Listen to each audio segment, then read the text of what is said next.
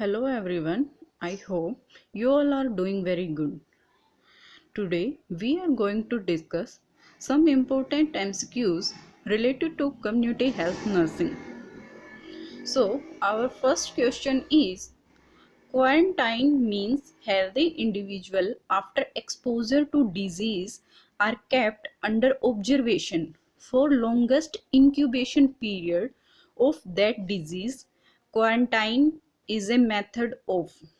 तो इसमें मेनली पूछा गया है कि कोई भी इंडिविजुअल है अगर वो किसी भी डिजीज के एक्सपोजर में आ गया है तो जो किसी भी डिजीज का इंक्यूबेशन पीरियड है मतलब कि उस डिजीज के टच में आने के बाद और जब तक सिम्टम्स जो हैं वो अपीयर नहीं हो जाते उस बीच के जो टाइम पीरियड हो जाता है एक्सपोजर से सिम्टम आने तक के उस बीच के टाइम पीरियड को हम बोलते हैं इंक्यूबेशन पीरियड। तो जो ये मेथड होता है जो क्वारंटाइन है वो कौन सा मेथड होता है? तो नॉर्मली हमारे 3 टाइप ऑफ प्रिवेंशन मेथड होते हैं। First one primary, second secondary and tertiary method. तो अगर बात की जाए प्राइमरी मेथड की तो प्राइमरी प्रिवेंशन होता क्या है? प्राइमरी प्रिवेंशन में हम लोग क्या करते हैं कि कोई भी डिजीज कंडीशन होने से पहले ही हम उसके प्रिवेंशन के लिए जो भी मेथड्स अपनाते हैं हम उनको प्राइमरी प्रिवेंशन में काउंट करते हैं। लाइक हम किसी को एजुकेट कर रहे हैं या हम वैक्सीनेशन कर रहे हैं, एक्सरसाइज कर रहे हैं, योगा कर रहे हैं, तो ये सब चीज़ें आएंगी प्राइमरी प्रिवेंशन में। सेकेंड थिंग आएगी सेकेंडरी प्रिवेंशन। सेकेंडरी प्रिवेंशन होता है early detection and early intervention कि कोई भी डिजीज हो गई है हम उसका एज सून एज जितना जल्दी हो सके हम उसको डायग्नोज करेंगे, देन उसका ट्रीटमेंट उतनी ही जल्दी स्टार्ट कर पाएंगे। वो सब चीज़ें काउंट होंगी सेकेंडरी प्रिवेंशन में। देन थर्ड प्रिवेंशन या ट्राइसरी प्रिवेंशन। तो ट्राइसरी प्रिवेंशन की कंडीशन होती है उसमें क्या होता है कि कोई भी डिजीज है जो फाइंड आउट हो गई है बट उसके जो फर्दर कॉम्प्लिकेशंस हैं उनको प्रिवेंट करने के लिए जो भी मेजर्स हम करते हैं all these are count in tertiary prevention. तो अभी हम अपने क्वेश्चन के ऊपर वापस आते हैं। तो क्वेश्चन था जो भी हम क्वारंटाइन कर रहे हैं कि पर्सन है उसको अभी वो सिर्फ उसके कांटेक्ट में आया है डिजीज के बट अभी तक उसमें सिम्टम्स नहीं हुए हैं, तो जो क्वारंटाइन मेथड होता है वो कौन से प्रिवेंशन की कैटेगरी में आएगा? ऑप्शंस हैं primordial prevention, then primary prevention, secondary prevention and tertiary prevention. तो राइट आंसर है प्राइमरी प्रिवेंशन क्योंकि अभी तक डिजीज हुई नहीं है, हम उससे पहले ही उसको प्रिवेंट करने की कोशिश कर रहे हैं। Then second question is oral administration of vitamin A solution periodically to preschool and school children is an example of। तो सेम ऐसे ही है कि हम जो ओरली एडमिनिस्टर कर रहे हैं विटामिन ए, तो अगर वो किस चीज़ के अंदर हो रहा है तो अभी हमें पता है कि बच्चे के अंदर विटामिन ए की कमी हुई है या नहीं हुई है, तो पहले ही हम उस चीज़ को प्रिवेंट करने की कोशिश कर रहे हैं। तो जो ओरल एडमिनिस्ट्रेशन ऑफ विटामिन होगा it goes under the primary prevention category. तो राइट आंसर होगा primary prevention. Then our next question is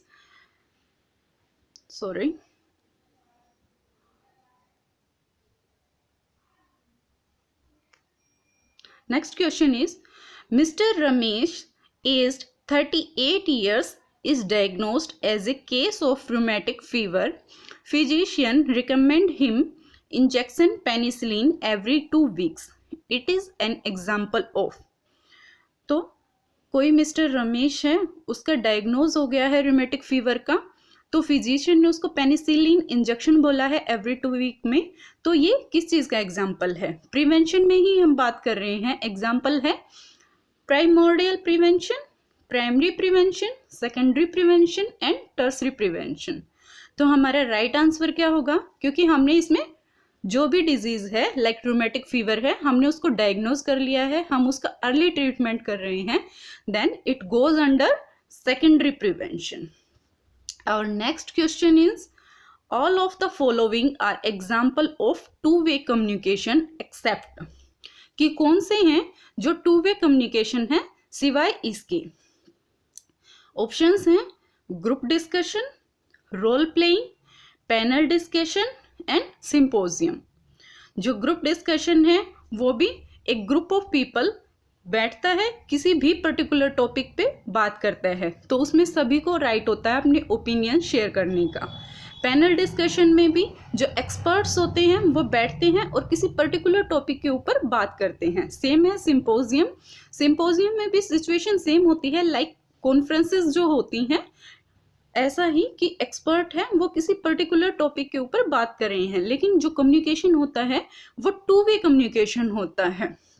but role playing ऐसा होता है कि रोल प्लेइंग में जो बंदा रोल कर रहा है वही उस पर्टिकुलर किसी मैसेज को कम्युनिकेट कर रहा है, तो यहाँ पे टू वे कम्युनिकेशन नहीं होगा। Right answer is role playing. Next question is which is the best method of health communication to motivate an eligible couple for adopting contraceptive practice? कौन सा बेस्ट मेथड होगा कि एक एलिजिबल कपल है जो कि फर्टाइल, एलिजिबल कपल वो होता है जो कि फर्टाइल होता है, जो कि एक बेबी है उसको डिलीवर करने की कंडीशंस में होता है कि हाँ वो बच्चा पैदा कर सकते हैं, फॉर अडॉप्टिंग कॉन्ट्रासेप्टिव प्रैक्टिस, कि कौन सी जो भी हमें उनके कॉन्ट्रासेप्शंस के बारे में बताना होता है तो उसके लिए बेस्ट कम्युनिकेशन हेल्थ मेथड कौन सा होगा।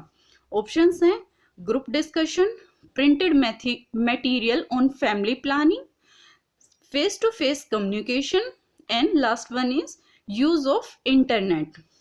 सो right answer is face to face communication. जब हम फेस टू फेस कम्युनिकेशन करते हैं तो जो भी हम उन्हें अपने ओपिनियन भी बताते हैं, साथ में हम उनका फीडबैक भी लेते हैं, तो जो फेस टू फेस कम्युनिकेशन है बेस्ट मेथड होता है किसी भी इंसान को कोई भी मैसेज है अपना ट्रांसफॉर्म करने के लिए। Next question is human placenta after delivery is disposed in which colour of bag? जो ह्यूमन प्लेसेंटा है डिलीवरी के बाद हम कौन से बैग में डिस्कार्ड करेंगे? तो ऑप्शंस हैं placing it in black bag and autoclaving, placing it in blue bag and microwaving, then placing it in red bag and chemical disinfection, last one is placing it in yellow bag and incineration. तो अगर हम बात करते हैं biomedical waste management की, तो हमारे पास अलग अलग जो मटेरियल्स होते हैं, हॉस्पिटल से निकला हुआ वेस्ट होता है, उसके लिए डिस्कार्ड करने के लिए अलग अलग कलर कोडिंग के साथ में बैग्स बने होते हैं, या लाइक जो बकेट्स बनी होती हैं, उनमें हम जो हॉस्पिटल से निकला हुआ वेस्ट है उसको अलग अलग सेपरेट कंटेनर्स में डालते हैं। तो बेसिकली अगर बात की जाए तो हमारे पास 4 to 5 कंटेनर्स होते हैं। अगर बात की जाए हमारे पास सिंपली येलो कंटेनर, तो वैसे इस क्वेश्चन का राइट आंसर है placing it in yellow bag and incineration. Incineration होती है जो बायोमेडिकल वेस्ट होगा उसको जो भी हम उसके आगे फर्दर मतलब उसको एक डिस्कार्ड करने की एक टेक्निक होती है। इंसिनरेशन में एक हायर टेम्परेचर के ऊपर जो भी चीज़ें हैं उनको बर्न कर दिया जाता है। तो जो येलो कंटेनर होता है बेसिकली हम उसमें डालते हैं जो भी एनिमल का एनाटॉमिकल वेस्ट होता है, ह्यूमन के बॉडी पार्ट्स होते हैं, या ब्लड स्टेन्ड पार्टिकल होते हैं, या लेबोरेटरी का वेस्ट होता है वो डालते हैं। हमारे पास ब्लू कंटेनर होता है, ब्लू कंटेनर में हम शार्प चीज़ें डालते हैं, और ग्लास वेयर्स हो गए, वायल्स हो गई, कांच के टूटे फूटे टुकड़े हो गए, वो सब चीज़ें डालते हैं। हमारे पास एक वाइट कलर का कंटेनर होता है जो कि ट्रांसपेरेंट है, उसमें हम डालते हैं waste sharp included like metals, needles वगैरह जो होती हैं हमारी, वो हम वाइट ट्रांसपेरेंट बॉक्स में डालते हैं। एक हमारे पास ब्लैक कलर का बॉक्स होता है जिसमें हम जो नॉर्मल वेस्ट होता है हमारा, जैसे कि पेपर हो गया, कोई और ऐसे छोटे मोटे पेपर्स टुकड़े हो गए, वो सब चीज़ें हम जो बेसिक जो हमारी चीज़ें निकलेंगी ना वो हम ब्लैक में डालेंगे। और एक हमारे पास होता है कंटेनर रेड कलर का जिसके अंदर सिरिंजेस जाएंगी, ग्लव्स जाएंगे और जो भी प्लास्टिक ट्यूब्स होंगी वो सब रेड में जाता है। तो इसी हिसाब से इन्होंने पूछा है ह्यूमन प्लेसेंटा, तो हो गया ह्यूमन एनाटॉमिकल वेस्ट हो गया, तो ये जाएगा येलो बैग में। और इसकी जो डिस्कार्ड करने की टेक्निक होगी वो होगी incineration. Next question is colour coding of bag to dispose sharp waste, कि जो भी शार्प वेस्ट हैं उनको डिस्कार्ड करने की कौन सी टेक्निक होगी। तो मैंने अभी आपको बताया कि जो भी शार्प चीजें हैं उनको हम कौन से कलर के बैग में डिस्कार्ड करेंगे या डिस्पोज करेंगे। देन ऑप्शंस हैं ब्लैक बैग में, ब्लू बैग में एंड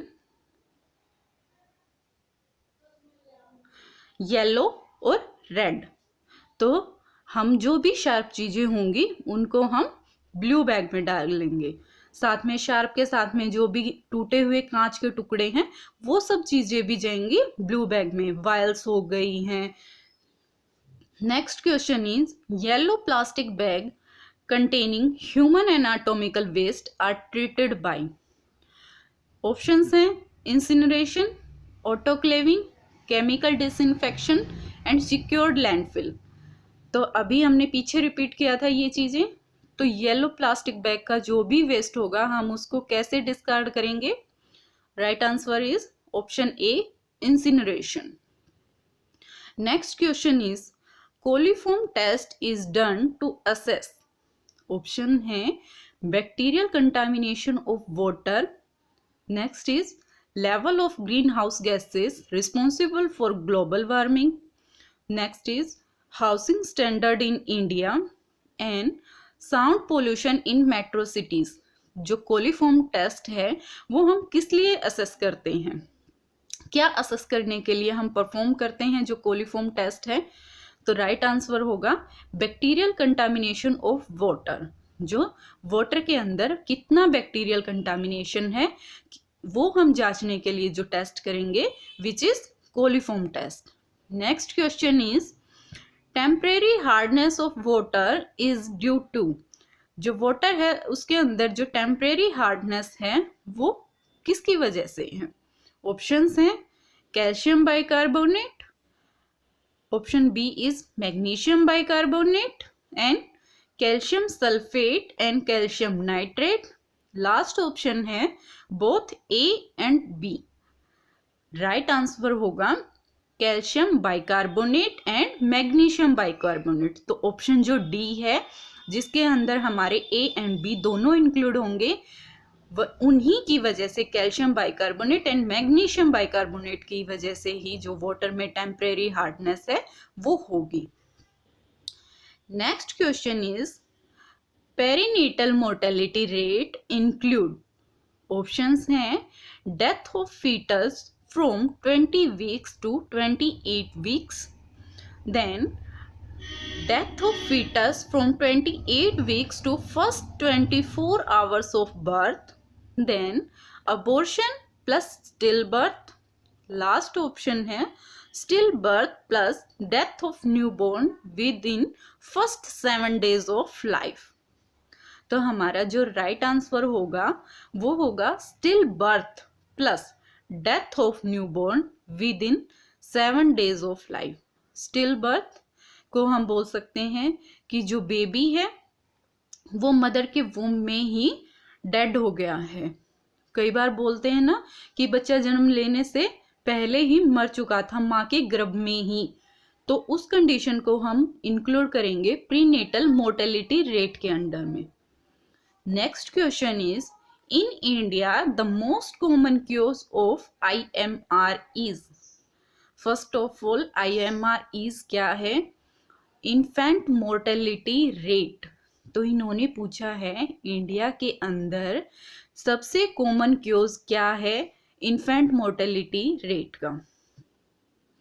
तो ऑप्शंस हैं acute respiratory infection, then congenital anomalies, then low birth weight, then diarrhoea. तो इंडिया के अंदर मोस्ट कॉमन क्यूज है वो है लो बर्थ वेट। तो नॉर्मली हम बच्चे का वेट मानते हैं 2.5 kgs, 2.5 किलो का बच्चा है, हम एवरेज मानते हैं किसी बच्चे का वेट इतना तो होना ही चाहिए। लेकिन अगर बच्चे का वेट 2.5 kg से नीचे है तो वो अंडर काउंट होगा लो बर्थ वेट के। तो इंडिया के अंदर जो मोस्ट कॉमन क्यूज है वो है low birth wait. Next question is Which is the most common permanent method of contraception practiced in India? कि इंडिया के अंदर जो कॉन्ट्रासेप्शन है उसका सबसे ज्यादा मेथड कौन सा यूज होता है? ऑप्शंस हैं tubectomy, then vasectomy, option C है both are equally practised, last option है मेल स्टेरिलाइजेशन। तो राइट आंसर क्या होगा? इंडिया के अंदर मेनली ट्यूबेक्टमी परफॉर्म की जाती है। जो फीमेल की फेलोपियन ट्यूब है उसको कट एंड सीज किया जाता है, तो यही सबसे ज्यादा फॉलो किया जाता है। नेक्स्ट क्वेश्चन है which is the mechanism of action of intrauterine devices? जो इंट्रायूटेराइन डिवाइसेस हम अप्लाई करते हैं, इंट्रायूटेराइन डिवाइस हम भी एक कॉन्ट्रासेप्शन मेथड में ही यूज करते हैं, तो वो हम उनका मैकेनिज्म क्या होता है, वो क्या एक्शन करती हैं? ऑप्शंस हैं IUD prevent implantation of fertilised ovum, IUD prevent fertilisation, IUD inhibit ovulation and IUD spermicidal action. तो राइट आंसर क्या होगा? जो आईयूडी है प्रिवेंट फर्टिलाइजेशन, वो फर्टिलाइजेशन को रोकती हैं। जो ओवम एंड स्पर्म की जो रिएक्शंस होती हैं, जो फर्टिलाइजेशन का जो फेज होता है उसको प्रिवेंट करती हैं। जो इंट्रायूटेराइन डिवाइसेस जो हम कॉन्ट्रासेप्शन मेथड में यूज करते हैं वो फर्टिलाइजेशन को प्रिवेंट करेंगे।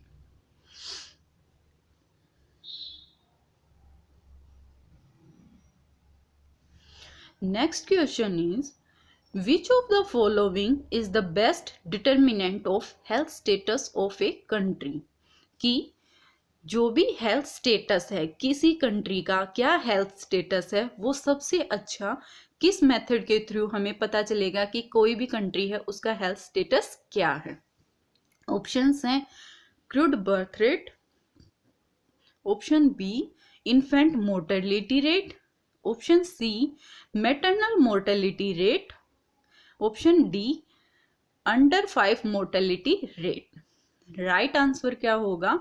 इन्फेंट मोर्टेलिटी रेट, कि कितने जो बच्चे हैं उनका जो infant mortality rate, number of infant death for every year 1000 live birth, की 1000 जो बच्चे हैं जिंदा बच्चे के ऊपर कितने बच्चे की डेथ हो रही है, वो काउंट होगा इन्फेंट मोर्टेलिटी रेट में। इन्फेंट मोर्टेलिटी रेट का एक फॉर्मूला होता है, नॉर्मली उसमें हम क्या देख करते हैं, number of death in first year of life, कि जो बच्चे का फर्स्ट साल होता है उसमें कितने बच्चों की डेथ हुई है, divided by number of live birth, कितने जिंदा बच्चे हैं, देन मल्टीप्लाइड बाय 1000, उसको हम 1000 से मल्टीप्लाई करेंगे तो जो ओवरऑल निकल के आएगा वो होगा हमारा infant mortality rate. Next question is a newly married healthy couple is asking for the best method of contraception and which one of the following method a nurse should advise? एक newly married couple है, वो contraception के method के बारे में पूछ रहे हैं नर्स से, तो नर्स उनको क्या एडवाइस करेगी? ऑप्शंस हैं rhythm method, barrier method, combined oral pills and CU like copper T 200। Right answer होगा कंबाइंड ओरल पिल्स। जो कंबाइंड ओरल पिल्स होती हैं वो एक सेफ एंड सिक्योर्ड मेथड होता है कॉन्ट्रासेप्शंस का। नेक्स्ट क्वेश्चन है intrauterine device is ideally recommended for? जो इंट्रायूटेराइन डिवाइसेस जो यूज करते हैं, जो मेथड होता है वो आइडियली किसके लिए रिकमेंडेड होता है? Women with at least having 1 child, newly married couple, women with infection of genital tract and unmotivated women। तो राइट आंसर क्या होगा, woman with at least having one child, कि जो कोई भी औरत है एटलीस्ट उसका एक बच्चा होना चाहिए, क्योंकि जो भी इंट्रायूटेराइन डिवाइसेस हैं लाइक कॉन्ट्रासेप्शन का जो मेथड है हम वो इसीलिए यूज कर रहे हैं कि जो बेबीज के बीच में गैप रहे, तो एटलीस्ट वुमेन का एक बच्चा पहले होना चाहिए। Next question is MMR vaccine is given approximately at the age of, options हैं 1.5 to 2.5 months, then 9 months to 15 months, option C is 0 to 28 days, option D is at any age।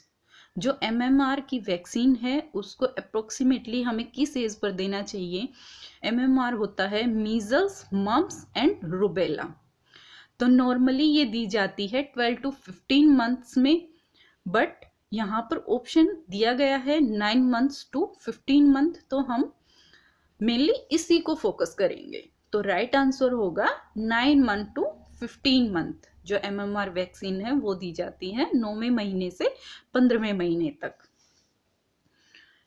Next question is numerator for neonatal mortality rate is calculated by death of newborn within।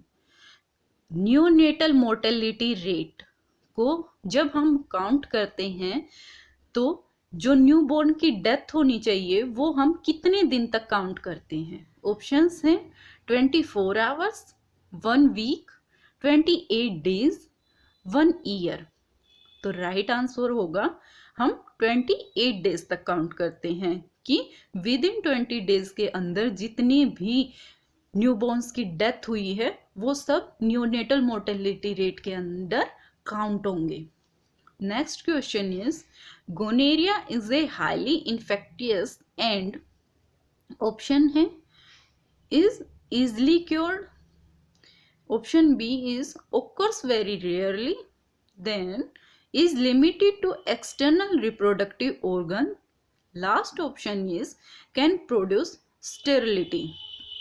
तो right answer क्या होगा, जो gonorrhoea का infection है, अगर gonorrhoea highly infection create कर दे, वैसे तो अगर गोनेरिया का अगर थोड़ा बहुत इन्फेक्शन है तो वो PID क्योज करेगा, पेल्विक इन्फ्लामेटरी डिजीज, लेकिन अगर उसका हाईली इन्फेक्शियस है तो वो स्टेरिलिटी तक क्योज कर सकता है। स्टेरिलिटी होता है due to any infection, reproduction की जो भी जो रिप्रोडक्शन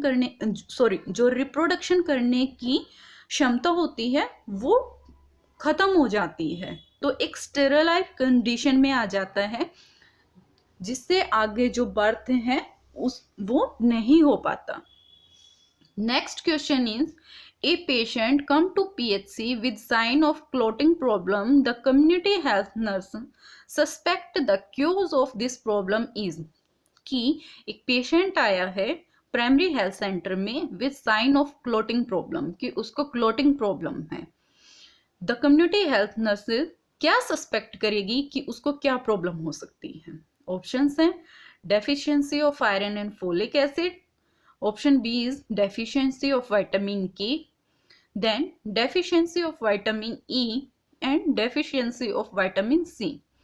तो जो क्लोटिंग फैक्टर के लिए हमारा विटामिन रिस्पॉन्सिबल होता है विच इज विटामिन के, तो नर्स असेस करेगी कि उसको कहीं ना कहीं विटामिन के की डेफिशिएंसी हो सकती है। तो right answer is deficiency of vitamin के।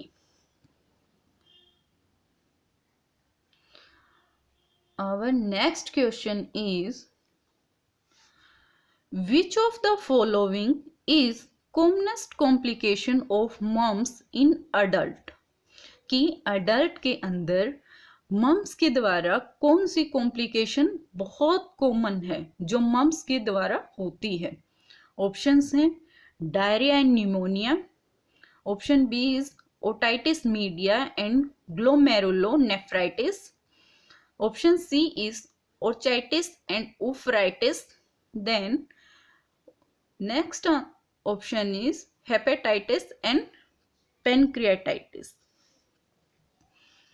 तो जो होगा मेनली मम्स की वजह से होगा वो होगा ओर्चाइटिस एंड ऊफोराइटिस। तो राइट आंसर होगा हमारा ऑप्शन सी, ओर्चाइटिस एंड ऊफोराइटिस। अगर बात की जाए कि ओर्चाइटिस एंड ऊफोराइटिस होता क्या है, तो मेनली जो क्या है, ओर्चाइटिस जो है, ओर्चाइटिस जो मेनली होता है वो जो मेल के अंदर मेनली होता है, जो inflammation of the both testis, जो मेल के अंदर जो टेस्टिस होते हैं उनकी इन्फ्लामेशन हो जाती है। एंड ओफोराइटिस होता है जो फीमेल के अंदर जो ओविडक्ट होती है उसकी इन्फ्लामेशन हो जाना। तो मम्स है वो मेनली क्योज करता है ओर्चाइटिस तो मेल्स में and oophoritis in female. Next question is, which of the following are most common and life-threatening complication of measles? अभी हमने बात की थी मम्स की, अभी हम बात कर रहे हैं मीजल्स की। मीजल्स के द्वारा कौन सी ऐसी लाइफ थ्रेटनिंग कॉम्प्लिकेशंस हो जाती हैं? ऑप्शंस हैं diarrhoea and pneumonia, B otitis media and glomerulonephritis, option है C is orchitis and oophoritis, then hepatitis and pancreatitis. तो right answer is diarrhoea and pneumonia. जो मीजल्स है वो क्योज करेगा diarrhoea and pneumonia. Severe condition में अगर measles का infection होता है तो वो एक लाइफ थ्रेटनिंग कंडीशन में चेंज कर देता है और क्योज हो जाता है डायरिया और pneumonia. Next question is, isolation is useful in case of, options हैं diphtheria and poliomyelitis, mumps and measles. Next option is measles and hepatitis A, next is chicken pox and typhoid fever. Isolation, first of all we know about the isolation कि isolation क्या होता है। Isolation होता है कि कोई भी disease किसी पर्सन को हो गई है, कि पर्सन है वो इन्फेक्टेड है किसी डिजीज से, सिम्टम शो कर रहा है, तो हम उसे जो ऐसे पर्सन है लाइक होम में ही, उसके घर में ही जिनको कोई भी इन्फेक्शन नहीं है, तो हम उसको आइसोलेशन में रखेंगे उन सब से दूर, ताकि जो इन्फेक्शन है वो उसके थ्रू उन लोगों को ना लग जाए जो कि इन्फेक्टेड नहीं है। एक सेम टर्म हमने पहले पढ़ी थी क्वारंटाइन। क्वारंटाइन क्या होता है कि जो पर्सन है वो अभी सस्पेक्टेड है, सस्पेक्टेड केस है कि वो किसी के कांटेक्ट में आया है बट अभी तक उसको वो चीज लाइक डिजीज कंडीशन या सिम्टम्स आए नहीं है, तो हमें उस प्रॉपर इंक्यूबेशन पीरियड के लिए हम उसको अलग रखेंगे। दोनों में पेशेंट को रखना अलग ही है, लेकिन आइसोलेशन की कंडीशन में उसको डिजीज हो चुकी है, लेकिन क्वारंटाइन की कंडीशन में उसको अभी तक सिम्टम्स नहीं आए हैं। तो isolation is useful in cases of, तो इन्होंने पूछा है जो आइसोलेशन है वो कहाँ यूजफुल है, कौन से केसेस में यूजफुल है। ऑप्शन है diphtheria and poliomyelitis, mumps and measles, measles and hepatitis A, chicken pox and typhoid fever. तो right answer is mumps and measles. तो मम्स एंड मीजल्स जो होते हैं ऐसी कंडीशन होती हैं जो कंटामिनेट करती हैं वन पर्सन टू पर्सन।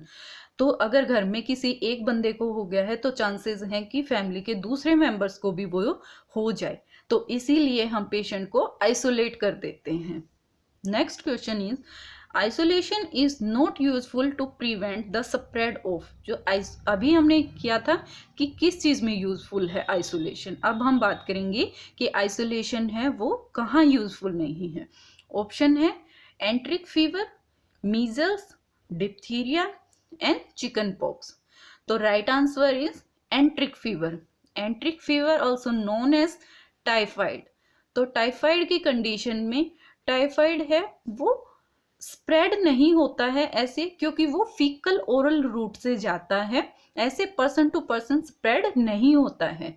तो जो एंट्रिक फीवर है उस केस में हमें आइसोलेशन की जरूरत नहीं है। Next question is, maternal mortality rate is expressed as female death per options हैं 1000 live birth, then 1000 pregnancies, 1 lakh live birth, last option है 1 लाख प्रेगनेंसीज। तो राइट आंसर है 1 लाख लाइव बर्थ।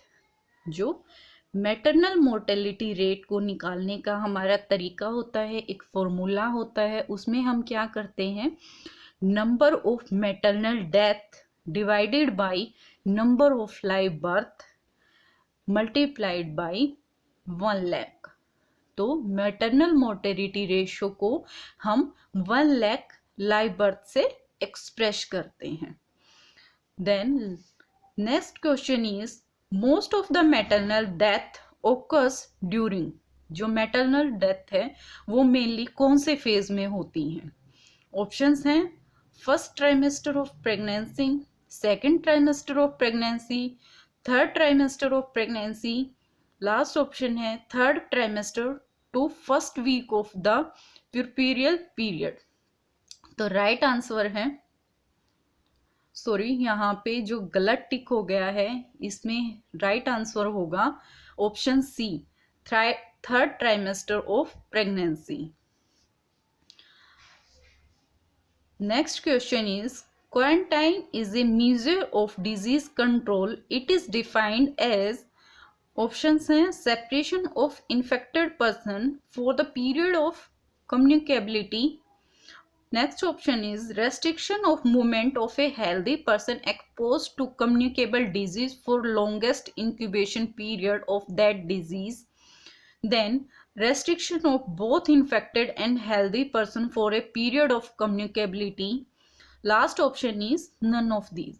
तो हमने क्वारंटाइन को पहले ही बता दिया कि हम जो भी इंडिविजुअल है जो किसी भी कम्युनिकेबल डिजीज के कांटेक्ट में आ गया है तो हम उसकी डिजीज के इंक्यूबेशन पीरियड तक उस पर्सन को क्वारंटाइन पीरियड में रखेंगे।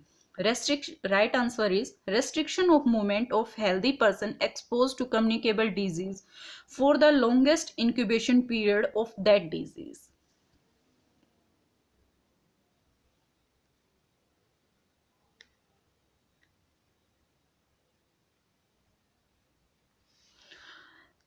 Next question is nowadays yoga is considered as a part of modern medicine, it is included in। जो योगा है वो भी हमारा मॉडर्न मेडिसिन में हम लोग यूज करते हैं अभी के दिनों में। तो ये मेनली कौन से थेराप्यूटिक इंटरवेंशन में इंक्लूड होगा? ऑप्शंस हैं physiotherapy, option B is therapeutic medicine, then preventive medicine and last one is corrective medicine. तो हमारा राइट आंसर होगा ऑप्शन बी थेराप्यूटिक मेडिसिन। जो भी हम किसी चीज के ट्रीटमेंट में हम यूज कर रहे हैं it comes under the therapeutic medicine yoga. Next question is there is no herd immunity against, कि इनमें से ऐसा कौन सा है जिसके खिलाफ हर्ड इम्यूनिटी है वो नहीं है? ऑप्शंस हैं A diphtheria, option B is chicken pox, option C is poliomyelitis and option D is tetanus. तो हमारा राइट आंसर होगा टेटनस।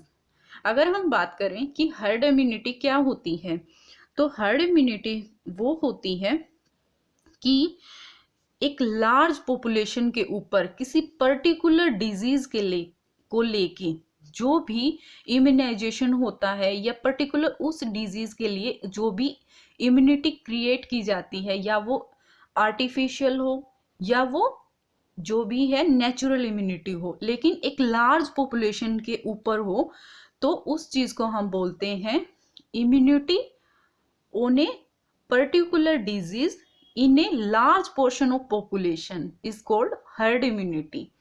तो टेटनस है, तो टेटनस के खिलाफ हर्ड इम्यूनिटी नहीं है, क्योंकि टेटनस तो वो है ऑन स्पॉट, कोई रोड एक्सीडेंट हो जाता है, कुछ भी हो जाता है, या कोई भी ऐसी लाइक लोहे की चीज़ है, आयरन से बना हुआ कोई भी ऐसा है जो हमारी बॉडी को कट कर देता है, तो हमें चांसेस हो जाते हैं कि हमें टेटनस हो जाए। तो इसके लिए कोई भी हर्ड इम्यूनिटी नहीं है।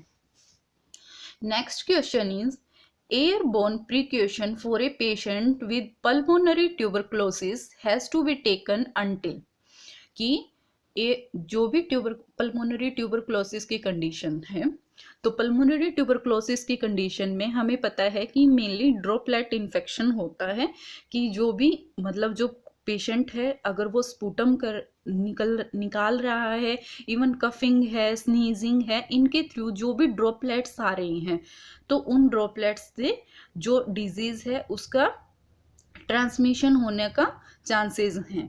तो जो एयरबोर्न प्रिकॉशंस हैं वो पेशेंट कब तक रखेगा ट्यूबरक्लोसिस के केस में? ऑप्शंस हैं tuberculin test is negative, then the patient no longer has the disease, next is no tubercle bacilli present in the sputum, last option is patient temperature has return to normal. तो right answer होगा no tubercle bacilli present in sputum. तो जो sputum culture होगा उसका जो भी testis होंगे तो उसमें हमें पता चलेगा कि पेशेंट है उसके स्पूटम में जो ट्यूबरकल के बेसिलाई हैं अगर वो प्रेजेंट नहीं होते हैं तो उस कंडीशन में है जो पेशेंट है वो अपना एयरबोर्न प्रिकॉशन छोड़ सकता है। अदरवाइज पेशेंट को नीड है हमेशा अपना एयरबोर्न प्रिवेंशन करने की ड्यूरिंग स्नीजिंग, कफिंग, क्योंकि ड्रॉपलेट इन्फेक्शन से पर्सन टू पर्सन होने के चांसेस बहुत ज़्यादा हैं। Next question is which of the following is a blood borne infection? कि कौन सा ब्लड बोर्न इन्फेक्शन है? ऑप्शंस हैं Weil's disease, hepatitis B, plague and chikungunya. तो हेपेटाइटिस बी जो है वो ब्लड बोर्न इन्फेक्शन है, तो राइट आंसर होगा hepatitis B. Next question is which of the following is zoonosis and zoonotic disease? कि कौन सी जूनोसिस और जूनोटिक डिजीज है? तो अगर हम बात की जाए कि जूनोसिस और जूनोटिक डिजीज होती क्या है, तो these are the disease mainly caused by germs. ये जर्म्स के थ्रू होती हैं एंड स्प्रेड करती हैं एनिमल से पीपल्स में, लाइक ह्यूमन बींग्स में। कि किसी एनिमल में है कोई डिजीज कंडीशन और जो ह्यूमन बींग तक पहुंच जाएगी, स्प्रेड हो जाएगी, तो ऐसी डिजीज को बोलते हैं हम जूनोसिस एंड जूनोटिक डिजीज। तो इसके ऑप्शंस हैं, first option is chikungunya, malaria, rabies and ads.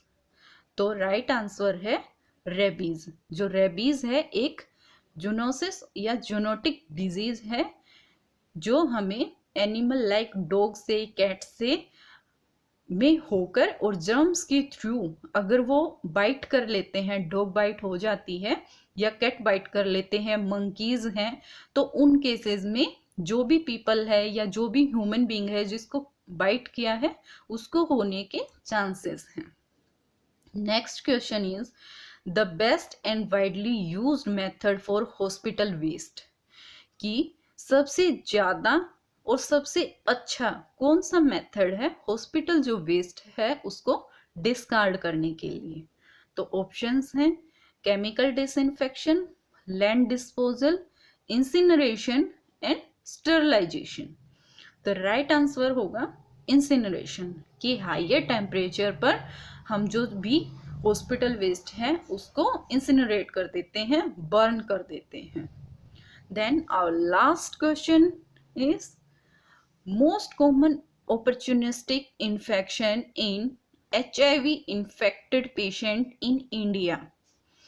न्यूमोसाइटिस options हैं, इन्होंने पूछा है कि कौन सा ऐसा मोस्ट कॉमन इन्फेक्शन है जो HIV अगर पेशेंट को है, किसी इन्फेक्टेड पर्सन को है, तो उसको फर्दर डिजीज होने के और कौन सी डिजीज होने के चांसेस सबसे ज़्यादा हैं। ऑप्शंस हैं pneumocystis crani pneumonia, option B is tuberculosis and Kaposi sarcoma, option D is cryptococcal meningitis। तो राइट आंसर इज ट्यूबरक्लोसिस। अगर पेशेंट HIV इन्फेक्टेड है तो सबसे ज़्यादा चांसेस हैं कि उसको ट्यूबरक्लोसिस जो टीबी है उसके होने के चांसेस सबसे ज़्यादा हैं। तो ये रही हमारी छोटी सी क्लास कम्युनिटी हेल्थ से रिलेटेड। आपको कैसी लगी ज़रूर बताइए। अपने जो भी एक्सपीरियंस है आप ज़रूर कमेंट्स में शेयर कीजिए। I hope this is valuable for you. Thank you.